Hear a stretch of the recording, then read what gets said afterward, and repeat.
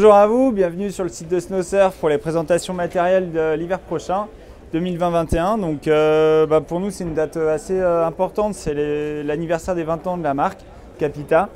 Tout au long de l'hiver il y aura des petites éditions limitées qui vont sortir avec des annonces qui seront faites au moment de la sortie des produits. Donc je ne vais pas vous les dévoiler tout de suite. Et donc vraiment pour les pures nouveautés de la gamme, on a des nouveaux shapes, notamment pour la Navigator, qui a une refonte complète de son shape et qui change de cambre aussi. On a un cambre positif pour lui donner plus d'énergie au niveau du tail et de la prise de quart sur piste. La Black Snowboard of Death qu'on a maintenant en version wide. Voilà, donc on a au niveau de toute la gamme Capita, vous verrez sur le catalogue, sur la DOA et tout ça, au niveau de tous les modèles, il y a plus de prise en considération des grands pieds, donc on a beaucoup plus de variantes en wide et c'est le cas aussi de la Black Snowboard of Death. Qui est proposé en 3 tailles wide avec des vraies tailles larges au patin, notamment du 27 pour la 65. Donc les gens qui ont des grands pieds pourront aussi s'amuser avec des Capita l'année prochaine. Dernière petite chose, c'est la Super DOA qui a un nouveau corps où on va utiliser en fait des matériaux recyclés, du plastique de bouteille recyclé pour remplacer des endroits du bois. Donc ce plastique c'est sous forme d'alvéole et ça rajoute de la légèreté, compensé par du carbone pour pas créer de zone de fragilité. Mais du coup on a un nouveau corps sur la Super DOA. Et après la grosse nouveauté chez Spring Break, c'est un Pure Twin de poudre.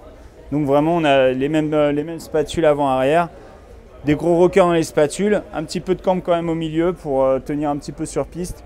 Voilà, donc ça c'est la grosse nouveauté annoncée chez Spring Break. C'est un gros twin de POW, également assez large au patin. En nouveauté aussi, vous avez donc la Kazoo, ça reste le même cambre, la même fabrication. Ce qui est de nouveau sur cette Kazoo de l'hiver prochain, c'est le top sheet. Plutôt qu'un imprimé de nervures de bois, on a vraiment pris un vrai ply de bois. Donc c'est des nervures naturelles, donc en plus vous aurez une board qui est un petit peu unique parce que forcément vous n'aurez pas les mêmes nervures de bois d'une board à l'autre. Et on a un très bel aspect de finition en angle de Chine sur un ply de bois naturel.